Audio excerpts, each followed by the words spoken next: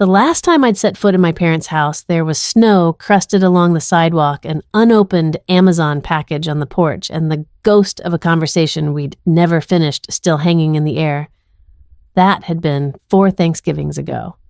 It was supposed to be a quick visit, just long enough to eat cranberry sauce and make polite conversation. But I left early the next morning, citing car trouble that didn't exist.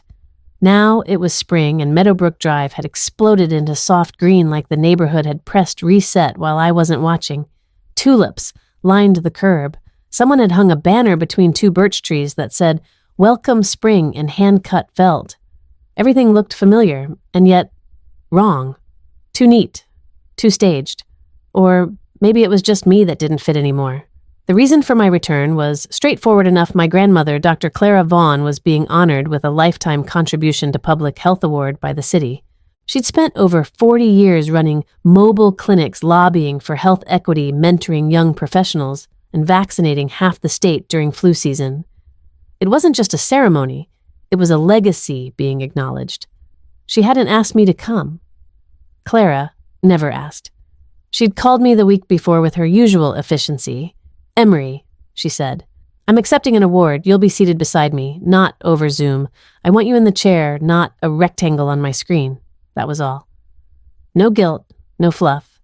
Just Clara, making space where others might have forgotten I existed. So I drove the 5 hours from St. Paul, stopping only once to refill gas and rehearse how I'd act when I saw them again. My parents, my brother, the family I'd once been certain I belonged to. When I pulled into the driveway, I sat in my car for a full minute before moving. The white ranch house looked the same. Same bird feeder by the kitchen window, same porch swing with the faded red cushion, but the stillness felt different this time, heavier. Like the house itself was bracing for something. I stepped out, slowly clutching my overnight bag in one hand and my nerves in the other. Inside, the scent of lemon cleaner and roasted chicken hit me like muscle memory. My mother greeted me with a glass of sparkling cider and a smile stretched a bit too wide. "You look so professional," she said, eyeing my slacks and blazer like I was dressed for a courtroom. "I came from work," I replied, slipping off my coat. My father appeared from the den, offered a one-armed hug that ended before it really started. "Made good time?" he asked. 5 hours flat, I said. Levi was already in the kitchen swirling a glass of wine, looking every inch the golden boy. Buttoned down, tucked into tailored chinos, hair styled like he had somewhere important to be. He smiled like we were old friends at a high school reunion. "Em?" he said, leaning in to kiss my cheek. "Glad you made it." "Me too," I said. I wasn't. Not yet. The dinner after Clara's award ceremony was held at an event hall tucked behind the library, decorated with white linens, pale pink roses, and far too many city council members. Clara's speech had been concise, moving, and true to form, punctuated with statistics. My mother cried. My father clapped hard enough to draw glances. Levi beamed. We sat at a long table with a view of the lake still rimmed in thawing ice. Conversation drifted from vaccine drives to Levi's graduate work in public health. My job at the community library was mentioned only once, and then mostly in jest. "You're still doing that tutoring thing, right?" my mother asked. "It's an adult literacy program," I said. "We help learners prep for the GED." "Oh, right." She nodded, dismissive. "That's sweet of you." I said nothing. Dinner arrived in small courses, salmon with dill greens with candied pecans risotto in delicate portions. I kept my hands busy with the breadbasket, hoping the chewing would give me an excuse not to speak. Clara, seated beside me, leaned over at one point and murmured, "They act like you disappeared." "You didn't." "I know," I said, "but sometimes I feel like I did." And then it happened. My mother, glass of red in hand, leaning back just far enough to broadcast to the table, but not so far she couldn't play. Innocent said, "Thank goodness for that federal loan under Emery's name. Levi's tuition is practically covered this semester." There was a second of polite laughter from the guests, and then there was me. My fork hovered over my plate. The room went quiet in my head. I turned to her slowly. "What did you just say?" She blinked at me, smiling like I'd misheard. "Oh, honey, the loan. The one for Levi's program. Don't worry, it's all federal. Super low interest. I set my fork down. There's a federal loan under my name. Across the table. Levi froze. Wait, he said. What do you mean under your name? I said, voice tightening, that I've never signed a loan application for you. I haven't even filled out FAFSA since I left grad school. So if there's a loan in my name helping you go to American University, I didn't put it there. My mother's smile faltered. Don't be dramatic, Emery. It's just one of those parent plus things. We needed someone to be listed as a responsible party. Your name was already on file from years ago. On file from where I asked? She waved a hand. The apartment lease we helped you with? Remember that place near Dinkytown? My stomach dropped. Across the table, Clara's fork paused midair. Carol, she said evenly. Are you telling me you used your daughter's name and prior documents to apply for a federal loan? My mother shifted. It wasn't like that. It's all within the family. We didn't take out anything crazy, and Levi needed support. So you signed federal documents, I said slowly, using my name, my social, without telling me. Levi stared between us. I didn't know. I thought you were helping, but that it was like agreed. I didn't agree, I said, and I didn't know. Until right now. A deep, silent weight dropped over the table. Clara turned to me.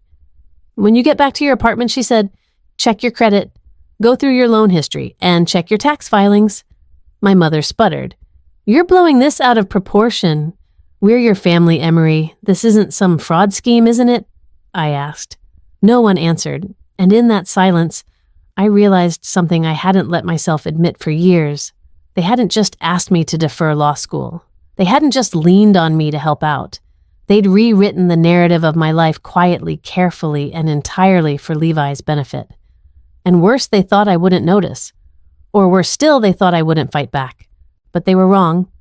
This time I wasn't staying quiet. This time, I would sign the papers they didn't forge and take back the story they rewrote without my name. By the time I pulled into the parking lot behind my apartment, the sky had turned the color of bruised plums, and my hands ached from gripping the steering wheel too tightly. I didn't turn the engine off right away.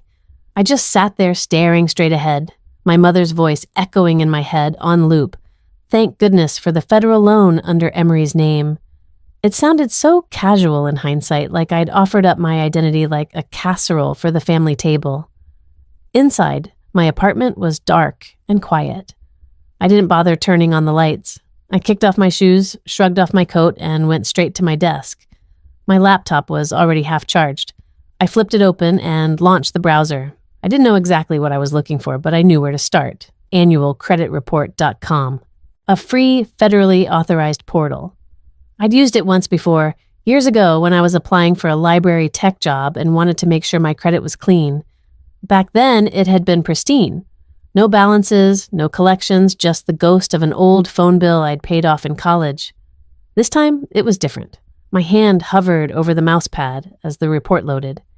I braced myself for some sign of error, a misunderstanding, something I could call and straighten out. Then the screen filled with rows of numbers balances and lenders I didn't recognize. There it was. Plus Loan Department of Education. Balance. $82,107.34. Status active. Borrower. Emery Vaughn. My heart plummeted like it had been dropped through a trapdoor. I clicked through half-dazed and pulled up the account details.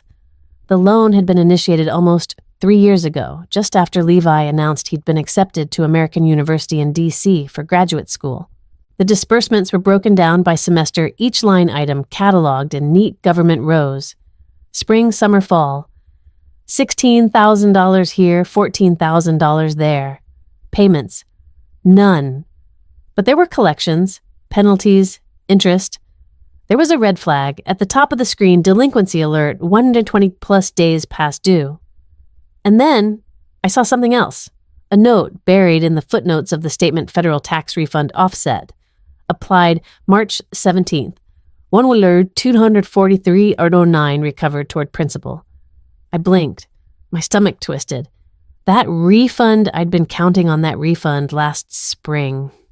I remembered sitting on my couch with a calculator and a stack of grocery receipts telling myself that the extra $1,000 from the IRS would cover 6 months of copays, maybe even let me finally see the dentist for the persistent ache in my molars. But when the deposit never came, I assumed it was a delay. Budget cuts, processing issues. I never thought to question it, but it had gone here, to this loan, a loan I never agreed to. I leaned back in my chair, heart pounding in my ears, and stared at the ceiling. My apartment was quiet except for the faint hum of the refrigerator and the soft tick of the wall clock, but I felt like I was underwater. Everything muffled and slow and unreal. They had done this behind my back. They hadn't just used my name, they'd used my social security number, my credit history, my life. I opened another tab and searched Plus Loan Fraud Family. Thousands of results came up. Reddit threads, legal advice blogs, horror stories eerily similar to mine. Grown adults discovering that a parent, a sibling, a spouse had used their name to take out student loans, credit cards, even mortgages. Some were prosecuted. Most were not. The comment sections were littered with words like betrayal, guilt, gaslighting, ruined credit. A wave of nausea hit me. I copied the loan servicer's number from the site and stared at it. It was almost 10 p.m., too late to call now, but tomorrow I would. Tomorrow I reached for a yellow legal pad and started making a list, something tangible to hold in my hands while the rest of me spun. My grandmother's name looked too small on the page. I set the pen down and exhaled. The air felt stale, like I'd been holding my breath all the evening. I hadn't eaten since noon, but my appetite had evaporated. I stood up, walked into the bathroom, and splashed cold water on my face. When I looked up at the mirror, I barely recognized the reflection. I looked tired. And not just work tired or no sleep tired, soul tired. This was the part no one sees. Not on the forms or the repayment schedules. The part where you realize you've been living small, carefully responsibly while someone else used your name like a blank check. The part where you remember all the little moments, declining birthday dinners because of co-pays, stretching rice and beans into 3 meals, skipping out on therapy because insurance didn't cover it. All the sacrifices I made for stability, and none of them were mine to choose. I thought of the day I told my parents I was deferring from law school. I thought they'd be disappointed. Instead, they called it selfless. I smiled through it, trying to be proud of myself for helping Levi. I told myself it was noble. But that's the trick, isn't it? When you're the responsible one, they don't ask, they expect. And when you say nothing, they don't feel guilty, they feel entitled. They didn't ask for my sacrifice, they took it. They didn't just take my money, they took my agency. They told a story about me without my consent and expected me to live inside it like I should be grateful for the role. Back at my desk, I printed everything. The loan documents, the credit report, the tax offset notice. I slid them into a red folder and wrote my name across the front in block letters. Then I added a Post-it note inside. Start here. And don't stop. I placed the folder next to my purse, somewhere I couldn't ignore it. I sat down on the couch legs tucked under me, the street lamp outside casting a soft yellow light across the rug. For the first time in hours, I let myself feel it. Not just the shock, not just the confusion, but the grief for the version of my life I never got to live. The knock came just after 10 the next morning. 3 soft raps firm, but not urgent. I was still in sweats, hair barely brushed a mug of reheated coffee, cooling beside the folder of printed documents I hadn't touched since sunrise. I knew it was her before I looked through the peephole. Grandma Clara never called first. She stood there like she always did, straight-backed, coat-buttoned, leather gloves in one hand, a reusable grocery bag slung over her shoulder like it carried state secrets. Her silver-gray hair was pulled back into its usual low twist, not a strand out of place. She didn't say hello. She looked me up and down, then walked in like she'd lived there her whole life. I brought muffins, she said. And a grapefruit. You look like you haven't eaten. I let the door shut behind her and followed her to the kitchen where she unloaded the bag like a nurse preparing a tray orderly, efficient, no wasted motion. She set the grapefruit on the counter, then turned to face me. You didn't sleep, she said. No, I admitted. Not really. She pulled out a chair. Sit. I sat. Clara Vaughn didn't rush. That was one of the first things people learned about her. She'd spent 30 years as a public health nurse and nearly just as many after that, advocating for elder care policy in the state legislature. She could dismantle a bureaucratic lie in 5 minutes flat, but never raised her voice. Her calm was its own kind of authority. I had seen mayors pause mid-sentence when she walked into a room. And now, she was in mine, peeling the muffin wrapper, slowly, waiting. I reached for the folder. I checked everything I said, flipping it open. It's a PLUS loan, $82,000, taken out 3 years ago, right after Levi started grad school, using my social security number. She didn't flinch. They've missed payments. I didn't even know it existed until last night, and I've already been flagged as delinquent. They took my tax refund. She nodded once. Your mother was fidgeting too much during dessert. That's when I knew something was off. She only touches her necklace like that when she's hiding something. I stared at her. You knew no, I suspected. Now I know. She took a small bite of muffin and chewed carefully before adding, What else? I slid a second page across to her, the breakdown of the loan application history. The signature they used is digital, probably copied from something old. I haven't signed anything new in a decade, and there's something else. I hesitated, then reached into the folder again and pulled out the printout that had startled me most.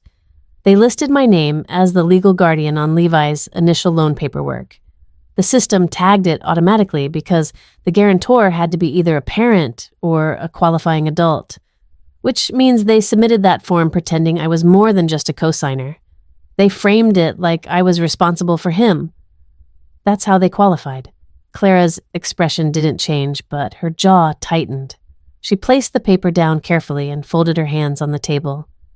When you were 5, she said slowly, I opened a 529 education savings account in your name. I added to it every birthday, every Christmas. Your grandfather matched it for the first 10 years until he passed. I froze. I didn't know that. You weren't supposed to. It was meant to be a surprise when you graduated high school, something to lighten the load. When you got the full scholarship for undergrad, I was thrilled. I assumed they'd saved it for law school. My throat tightened. What happened to it? She looked at me, her eyes sharper now, no longer softened by family fondness. It was drained 12 years ago. The account closed shortly after you started law school. I asked your father about it once casually. He told me they'd used it for your tuition, that it had made all the difference. I believed him. I blinked, stunned. Grandma, I had a full ride. Her fingers drummed once on the table, then stopped. I know that now. A silence settled between us. Not awkward, just heavy, like the room needed a moment to absorb what had been said. They took it, I said quietly. They took your gift and lied about it. She nodded. And now they've taken more. With your name. I sat back in my chair, trying to piece it all together. The timing, the stories, the quiet sacrifices that had made no sense at the time. How my parents used to say they were tight on cash even when my scholarships covered everything. How they'd encourage me to stay in-state for law school, told me they couldn't help financially but were so proud I was going anyway. And how 1 year in, they told me Levi was sick, that he needed a specialist, that they just couldn't manage both kids in school. I dropped out within the month. They didn't just misuse your trust, I said. They rewrote my entire story. Clara's voice was low but steady. And they assumed you'd never ask. The coffee had gone cold. I dumped it down the sink and turned back toward her. What do I do? She stood and opened her bag again this time, pulling out a slim leather notebook and a fountain pen. You document everything. Copies, statements, letters. We'll talk to the loan servicer. Request the original signature files. I'll have my attorney review the PLUS loan application. And I'll be requesting transcripts from the closed 529 account. I stared at her. You're serious? Clara looked at me like I'd just asked whether water was wet. Of course I am. They may be my children, Emery, but they are not above consequences. And you deserve to have your name, your future, your dignity back. I swallowed. The burn in my throat wasn't anger anymore. It was something older, sadder. I thought I was helping the family, I whispered. I thought I was being noble, sacrificing for Levi, but they didn't ask. They just took. Clara walked over, placed a hand gently on my shoulder and squeezed. Then it's time, she said, to take it back. It took me a full day to text him. Not because I didn't know what to say, but because I wasn't sure I could stomach hearing his voice warm, upbeat, unbothered, while I sat here with a stack of forged financials and a tax refund that vanished into someone else's future. I kept thinking of how he looked at the dinner, slicing into filet mignon with a grin, talking about public health policy like the words had weight when they came from him. I'd spent years resenting that smile without realizing just how much of my life had gone into funding it. But Clara had been clear. Documentation was one thing. Confrontation was another. You need to look him in the eye, she said, and find out what story he was told.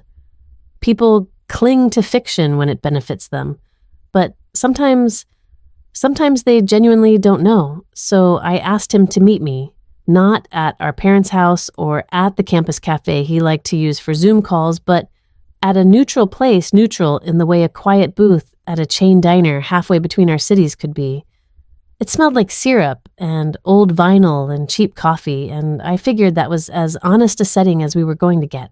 He arrived 5 minutes late wearing a zip-up fleece over a pressed button down his ever-present water bottle slung under one arm like a tech bro's sword.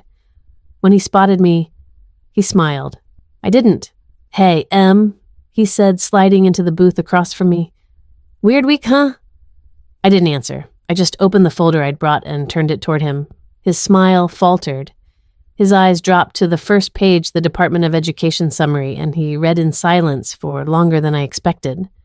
When he looked back up, he didn't seem defensive. He looked confused. "This is from you?" he asked. "No, that's the problem." He blinked. "But Mom said I held up a hand." "Don't. Please don't say Mom said like it's a magic wand that makes this okay." He leaned back, exhaling slowly. "She told me you offered to help, that you knew our credit wasn't great and that putting the loan under your name gave me a better shot at the program. I thought it was all above board. Levi, I never signed anything, not once. They used an old scan of my signature from a college housing form. They submitted documents to the Department of Education listing me as your legal guardian. And they've been paying nothing, so my tax refund? Gone. My credit score. Dropping like a rock. All while you've been living in D.C. on borrowed futures." He rubbed a hand over his face mouth, partially open like he wanted to argue and couldn't find the words. "I thought you were fine," he said quietly. "You always looked like you were doing okay. You never said anything. What was I supposed to say that I left law school and started shelving books for a paycheck because I couldn't afford to keep dreaming that I skipped dentist appointments and lived off lentils while you were buying meal plans and Apple Watches?" "I didn't know," he repeated, quieter now. "I really didn't. I thought you deferred school because it wasn't the right time, that you didn't like the pressure. Mom said you felt called to simpler things." I let out a dry laugh. "That's one way to frame it. You were the golden child. You still are. You got the attention, the praise, the resources. I got the narrative Emery, the selfless Emery, the helper. You got an education. I got a metaphor." He swallowed hard and looked down at the paper again. "So, they forged this?" "Yes, and you're liable for all of it." "Yes, and they didn't tell you about the education fund either, did they?" I paused. "What?" He looked up, surprised. "The 529, Grandma's. I thought you used it for law school." "That's what Dad said." "No." I said, my stomach tightening. "I had a scholarship. Full ride. Clara asked about it last week. Turns out they drained it before I even graduated undergrad. It never touched my JD program." He went pale. Jesus. For a long time, neither of us spoke. The diner's background music played a soft track from the early 2000s, something nostalgic and off-key. A waitress refilled our waters without asking. The sound of clinking cups and silverware filled the space we couldn't. Finally, Levi looked up again. "I didn't want this," he said. "Not like this. I didn't know the price." "That's the thing about privilege," I said, quieter now. "You don't always see the invoice. You just assume someone's already paid." He winced. "I'll pay it back. You didn't take it." I benefited.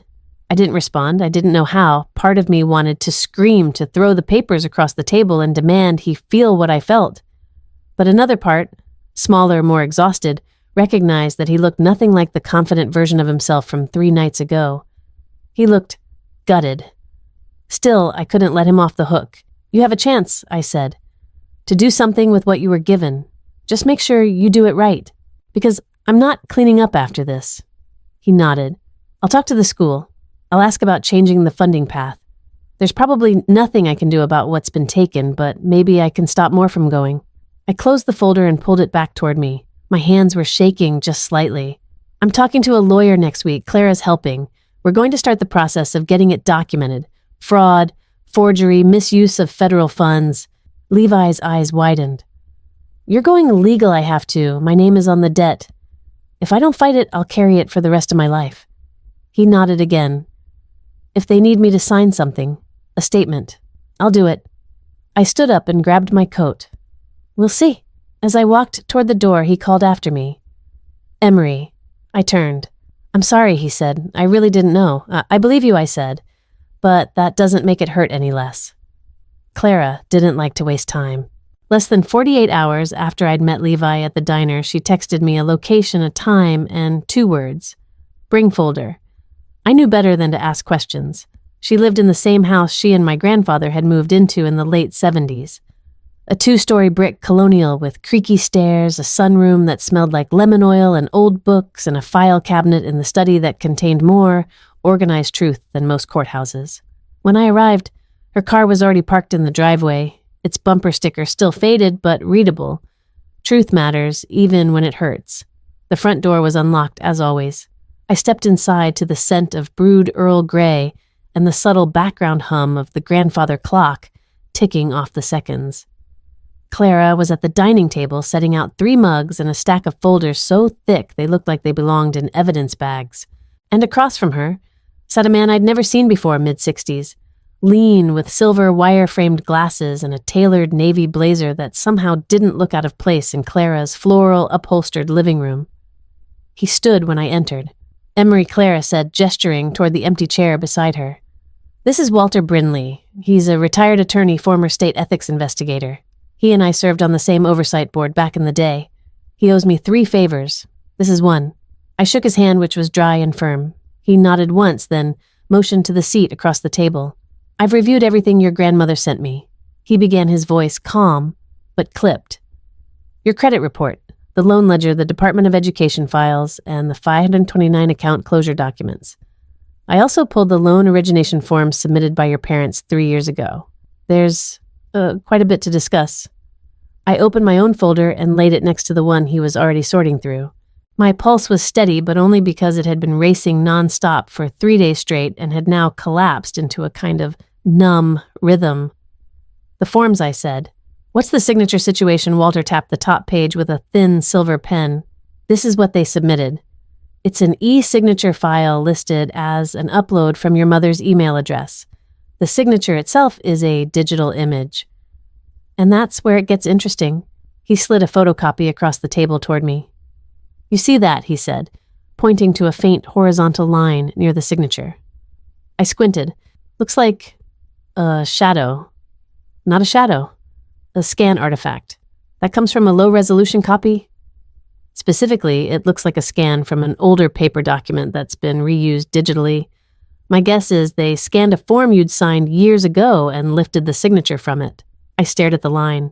"Any idea where it came from?" Clara reached beside her and pulled out another folder, one labeled in her impossibly neat cursive UMN housing forms. 2011. "I requested your undergrad housing file from the university last week," she said. "You signed a roommate agreement form during sophomore year. Compare it." Walter placed both pages side by side. Identical. Not similar. Not close. Identical down to the slight smudge in the Y of my last name and the angle of the slant. "They lifted it," I said. "They used a housing agreement to apply for a federal loan. Under the assumption of consent," Walter said. "They listed you as the elder sibling and financial co-supporter. That language is buried in the 3rd section. The application was intentionally vague enough to slide through initial federal checks, especially when submitted digitally. And that's legal?" I asked, my voice brittle. He shook his head. "No, it's not. At best, it's misrepresentation. At worst, it's identity fraud and forgery of a federal document." Clara's hands were folded neatly in her lap, but her eyes burned with a quiet intensity I hadn't seen since I was 13 and caught cheating on a biology test. This wasn't just unethical, she said. It was criminal. They knew what they were doing, and they gambled on your silence. I swallowed. They used my name, my record, my history, and hoped I'd never look, and I almost didn't. If you hadn't spoken up at that dinner, you would have kept living in the fiction they wrote for you. Clara finished. Walter cleared his throat gently. Emery.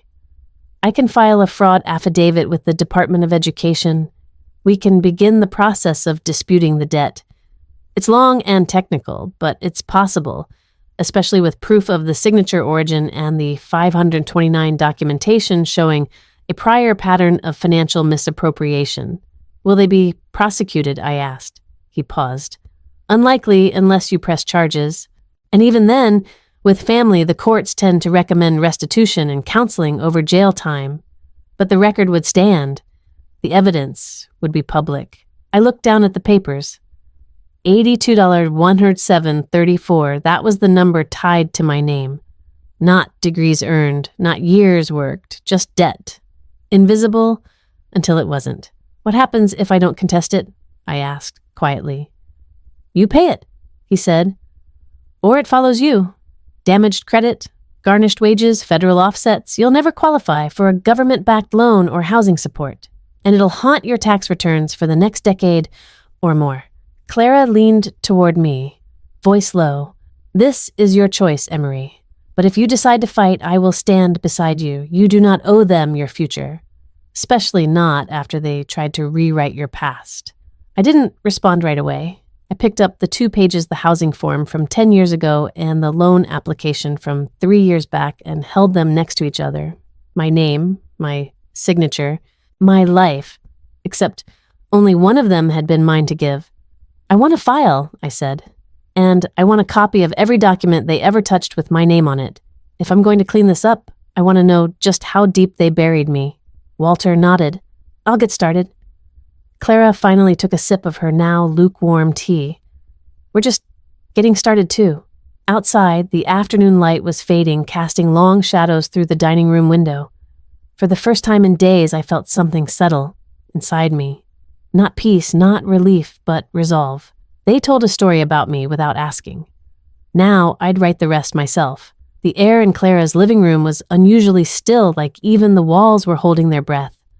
The curtains were drawn halfway to block the afternoon sun, casting a soft gold hue across the hardwood floor. Clara sat at the far end of the room in her wingback chair, her unofficial position of power, wearing her navy cardigan like a robe of quiet authority. I sat to her right, my folder of documents resting on the arm of the couch beside me, while Levi hovered in the corner near the bookshelves, shifting his weight between his feet. He hadn't said much since we arrived, and I wasn't sure if that was guilt or dread, but his silence stretched long and heavy. Across from us on the floral print sofa sat our parents. My mother clutched her handbag in her lap with both hands, the way she used to clutch church programs, when something scandalous was mentioned during the sermon. My father, arms crossed, looked like he was trying not to lean too far into the back cushion, as if relaxing would imply guilt. Neither of them had spoken much beyond polite greetings when Clara invited them over.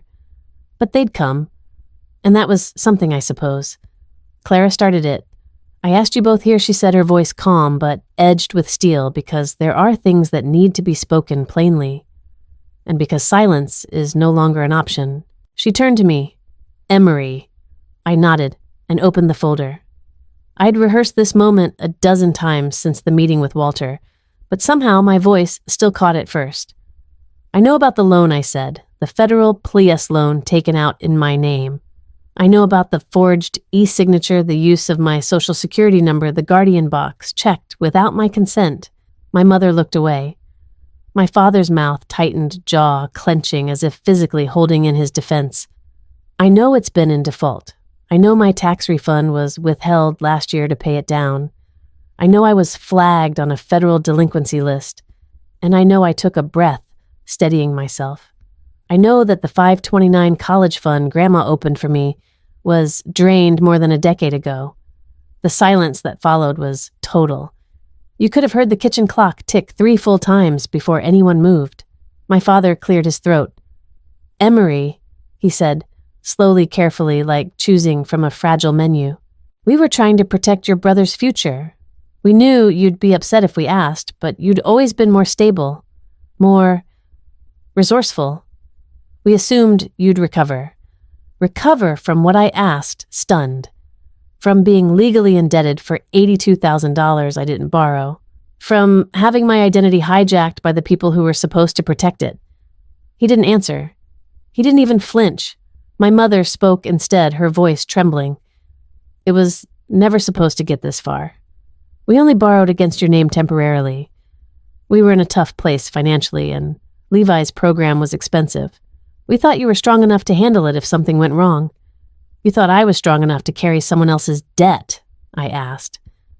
You thought I wouldn't notice that my entire financial future had been sold out from under me. Clara's voice cut in, firm and low. She didn't ask you to protect Levi with her life. My mother flinched, like she'd been slapped. We thought she wouldn't mind, my father said a bit too quickly. You've always been so selfless. That's the story you built around me, I said. Because it was convenient. Because it meant you could take what you wanted and still feel good about yourselves. Levi stirred in the corner and finally spoke. They told me you agreed to it, Em. I swear I didn't know. I wouldn't have let them do this if I knew you hadn't signed. I nodded, eyes not leaving our parents. We already talked. He's not off the hook, but he's not the one who filled out loan forms using my name and a signature pulled from an old apartment lease. Clara raised an eyebrow. And now she knows it wasn't just the plus loan. My mother's eyes widened. I turned the next page in the folder and laid it gently on the coffee table. This is from the credit bureau. It's a private student line of credit, signed under my name using my SSN again, but this time not federal. It's with a private bank. You used me as co-signer. My father shifted uncomfortably. We had no other options. The bank wouldn't approve it without a solid guarantor. My voice was razor thin. How much? My mother whispered, just over 20,000. Clara leaned forward. That's what the balance says now, but the original loan combined over multiple draws. It totals nearly 45. Add that to the federal loan, and we're looking at over $127,000 attributed to Emery's name without her consent. I didn't know that. Levi said, face blanching. You didn't tell me that. You didn't need to know, my father said flatly. It was between us and your sister. It wasn't between us, I said coldly, because I wasn't even in the room. You made me a silent participant in my own financial execution. My mother's voice cracked. We thought you'd be angry, but we told ourselves it was still for the family. Still for good. Clara stood. She didn't raise her voice. She didn't have to. It was heavier that way. You told yourselves a lot of things, that borrowing without consent wasn't theft, that using your daughter's name wasn't exploitation, that pretending her life was easier than it was made it true. But here we are, and all your stories have unraveled. The truth is simple. You stole from your daughter, and she deserves restitution. My father sank lower in his seat, the lines in his face suddenly deeper. He looked older, smaller, weaker. I never wanted to hurt you, he said. You didn't want to be held accountable? I replied. There's a difference. Clara turned to me. You know your options. The paperwork is being processed. Walter has initiated the fraud claim. Now the question is whether you want to proceed civilly. I do, I said without hesitation. And I want every dollar repaid, with interest. Levi stepped forward. I'll contribute. Once I graduate, I'll start monthly payments. You shouldn't have to, I said, but I will, he replied, because I benefited, even if I didn't ask for it. Clara gave him a short nod, acknowledgement, not forgiveness. My mother was crying now, her hands over her mouth. My father sat motionless as if moving would break something already fractured. And maybe it would. I stood, tucking the folder under my arm. I felt no triumph, only a strange steadiness. This isn't over, I said. But for the first time in a long time, I'm not the one left in the dark. As I stepped outside into the late afternoon air, Clara beside me, I didn't feel free. Not yet, but I felt something stronger than relief. I felt the beginning of ownership. For years, they'd built a story around me, the helper, the giver, the strong one who could absorb it all. But now I was writing a new story. Mine, and it wouldn't be told in whispers anymore. Not ever again. The morning after the confrontation, I woke with a raw throat and an inbox full of unread emails from Walter Brinley. I made coffee but forgot to drink it. My body moved through the motions shower towel keys coat, but my mind was somewhere else, entirely caught between the echo of my mother's sobs and the blank stare my father had given me after Clara laid everything bare. It was a strange kind of hangover, not from alcohol, but from clarity. By 10 a.m., I was sitting at Clara's kitchen table again, watching her click through documents on her laptop, with a focus sharp enough to slice glass. She didn't ask how I was feeling. Clara never asked that. She asked what needed doing, and then did it. I've submitted the fraud affidavit to the Department of Education, she said, tapping a PDF attachment. They'll initiate a review and freeze any further collection activity until the investigation is complete. Walter advised including the e-signature comparison. I added the time-stamped screenshots. I blinked. You did all that this morning? She looked at me over her glasses. Emery, I once rewrote a county's ethics policy in 3 days after catching a zoning loophole. This is personal. She turned her laptop slightly so I could see a second document. This one's important too. It's a legal transfer of financial custodianship. I've removed your parents from all accounts and trusts they previously oversaw, including Levi's remaining educational funds. They're locked out, permanently. I swallowed the words, hitting harder than I expected. You don't have to punish them for me. Clara closed the laptop with a gentle but deliberate click. This isn't punishment. This is accountability. And I won't allow people who violate trust to keep managing what isn't theirs. She handed me a printout and a pen. You'll need to sign here to appoint yourself as co-trustee. It's time you started holding the pen on your own life. Don't you think I stared at the line, then signed? Emery Vaughn. The name looked different in ink, firmer, less conditional. Later that afternoon, Levi showed up at my apartment, shoulders hunched and a brown paper bag in one hand. Still like those raspberry pastries from the corner bakery, he asked. I let him in. He sat on the couch like someone visiting a hospital room, present, but cautious. I talked to Grandma, he said. She told me about the affidavit, about the trust. I nodded. She moves fast. He exhaled. I want to start paying the federal loan. Even if it gets dismissed, I want to pay something. What I can. I didn't ask for any of this, but I still benefited. And I can't keep pretending I didn't. You're not legally responsible, I reminded him. He shrugged. I know, but maybe that's the point. Doing something because I should not, because I have to. It was the first time I really saw him.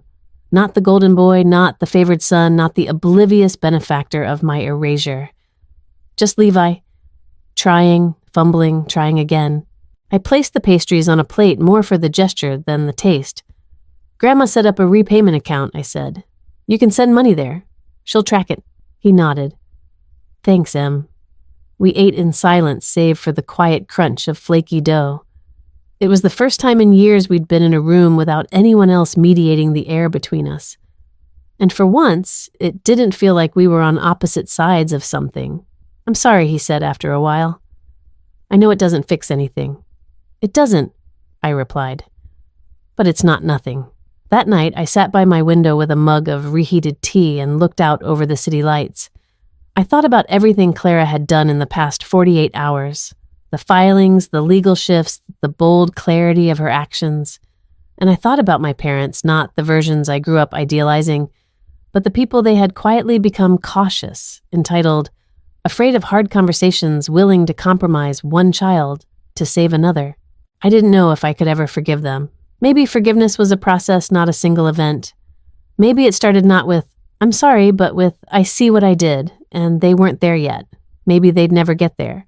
But I wasn't waiting on them anymore. They didn't get to define whether I was generous or bitter, strong or fragile, angry or healed.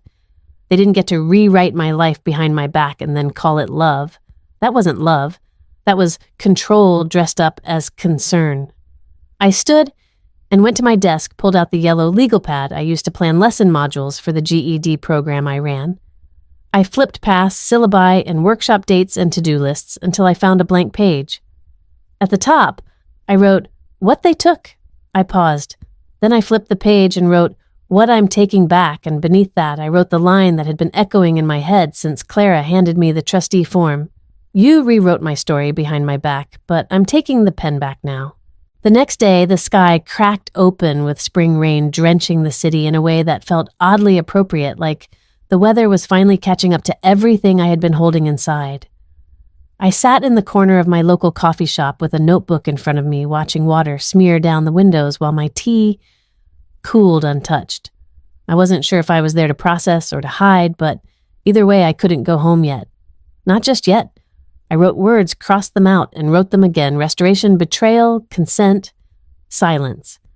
They weren't part of a plan, just echoes of everything that had filled the space between me and the people I once trusted. A barista with green nails and a lip ring slid a fresh cup toward me and smiled. On the house.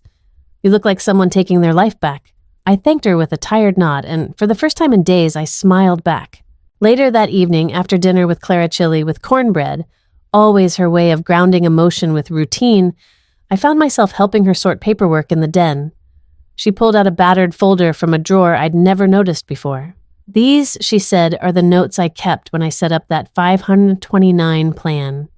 Every contribution, every letter they sent me, every year-end statement. I never thought I'd have to pull them out again.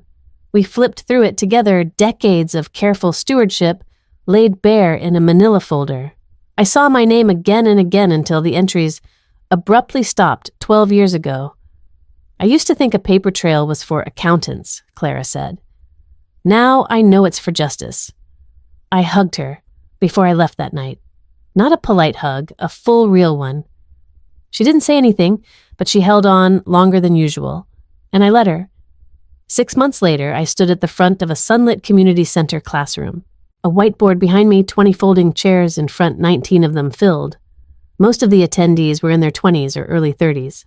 A few had silver in their ponytails or creases etched from long years of holding it all together, but all of them had stories.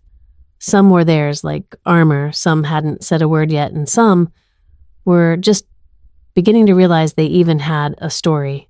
The sliding glass doors at the back of the room were propped open to let in the spring breeze.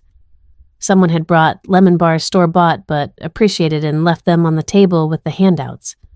The smell of sugar ink and hope lingered like incense. Today's topic, I began clicking to the first slide, is financial guardianship. What it is, what it isn't, and how to know the difference. A few heads nodded. One woman near the front clutched her pen like a lifeline, her knuckles pale. I'd written the curriculum myself, stitched together from late-night rabbit holes, long phone calls with Walter, and lived experience no one had asked for, but which I now refused to let go to waste. After the confrontation, Clara had said build something with it. Don't just survive, translate. So I had. The group was called New Ledger, a nonprofit initiative helping young adults navigate financial trauma inside their families. We offered workshops, referrals to pro bono legal aid, and more than anything, language. Naming something gives it shape, gives it edges, gives people a way to say, this happened to me, and be believed. Clara was more than just a supporter. She came to every monthly board meeting, often with ginger cookies or perfectly edited notes. She quietly funded our first year of operation and mentored 3 of our most committed volunteers. Watching her guide others, always honest, always unshaken. I finally understood how she'd once led local civil rights campaigns. Her strength wasn't volume. It was clarity. Levi had kept his promise. Every month, like clockwork, a direct deposit landed in the account we'd set up to begin repaying the damage. We didn't speak often, but when we did, it was without the minefield of old roles. We weren't who we had been.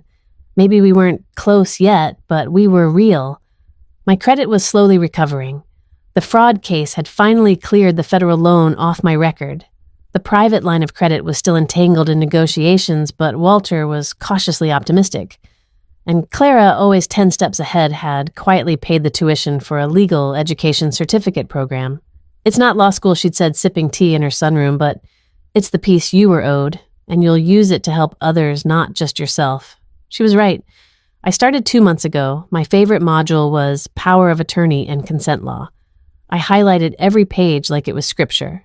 Now, as I outlined how coercion could hide inside simple paperwork, pressured signatures account access for convenience loans taken on behalf of, I watched understanding dawn across the room. That flicker of, so it wasn't just me, that fire of maybe I didn't imagine it. Toward the end of the session, a man in his early 40s raised his hand. His flannel sleeves were pushed up to reveal inked forearms and weathered skin. What if... He began, voice quiet but firm. You don't want to press charges. What if all you want is for them to understand what they did? I paused, not to search for words, but to make space. I get that, I said, setting down my marker. There's no one-size-fits-all answer. Sometimes justice isn't about courtrooms. Sometimes it's drawing a line and saying, you don't get to cross this again. Sometimes it's confrontation. Sometimes it's walking away entirely. He nodded, blinking fast. I stepped forward, leaning slightly against the table. I used to think healing meant forgiving, I continued, that I had to make peace with them to make peace for me. But I learned that sometimes the hardest debt to forgive is the one you never agreed to. A few people glanced at one another. Heads bowed, hands shifted over notepads. The unspoken ripple of recognition. But even with that, I added, you still get to decide what happens next. They might have taken your credit, your name, your narrative, but they don't get your future. That choice, it's yours. That last line lingered. Around the room, I saw it, that subtle moment when silence transforms. Not into noise, but into meaning. The silence before the first real word, the one that breaks the shame. After we wrapped up, people began packing their bags. Some dropped comment cards into the tray. Some offered whispered thanks. One woman said, that was the first time I heard my story without someone blaming me. I didn't know how to answer, so I just held her gaze and nodded. Near the door, Clara stood watching her signature brooch, pinned just above her heart. She didn't say anything, just gave me a quiet nod. Not approval, exactly. Something deeper. The kind of look someone gives you when they see you, not just who you are, but who you've become.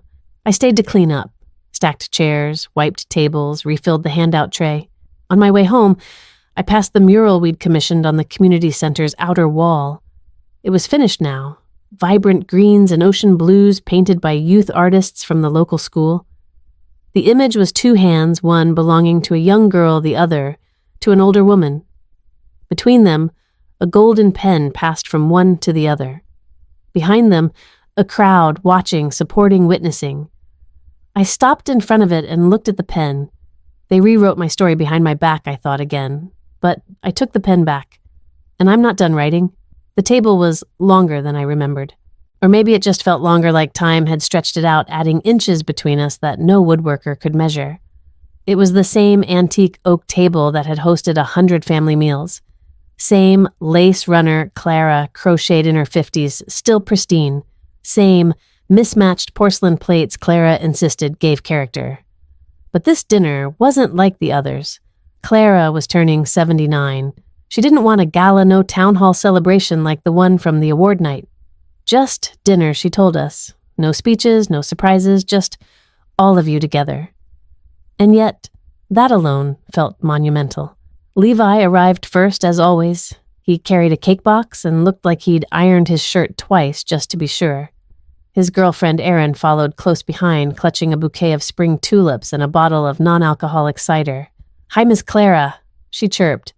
Clara just smiled and gave her a hug that meant you're in now, no need for formality. I arrived next, nervous in a way I hadn't been since high school debate tournaments. I brought roasted carrots and cornbread. Levi looked relieved when I stepped through the door, like my presence made the whole night possible. And then my parents arrived. My father wore a blazer that was slightly too formal for Clara's taste, and my mother held a casserole dish like a peace offering. They greeted Clara first, kissed her cheek, complimented her earrings, then turned to me. My mother's smile was hesitant. "Hi, Em." I nodded. Hi. It wasn't warm, but it wasn't cold either. It was civil. And for now, that was enough. Dinner unfolded slowly. The conversation tiptoed across neutral topics: Erin's new job at the public library, Clara's stubborn tomato vines, the renovation happening at Levi's apartment. Every so often, someone would reach for the butter dish just to fill a gap in the silence. But no one raised voices. No one flinched. That was progress. After the plates were cleared and Clara insisted on keeping her birthday candles unlit. 79 flames is a fire hazard. My father cleared his throat. Emery, he said, voice more gravel than usual. We brought something we'd like you to have. It's overdue. He reached into his bag and placed a slim folder on the table in front of me. I paused before touching it. Clara's eyes met mine. Her nod was barely perceptible, but it steadied me. I opened it. Inside was a notarized repayment agreement, a legal binding contract. My parents had committed to paying off the private student line of credit they had taken in my name. Monthly installments and agreed timeline oversight from a third-party mediator. Walter Brinley's name was copied on every page.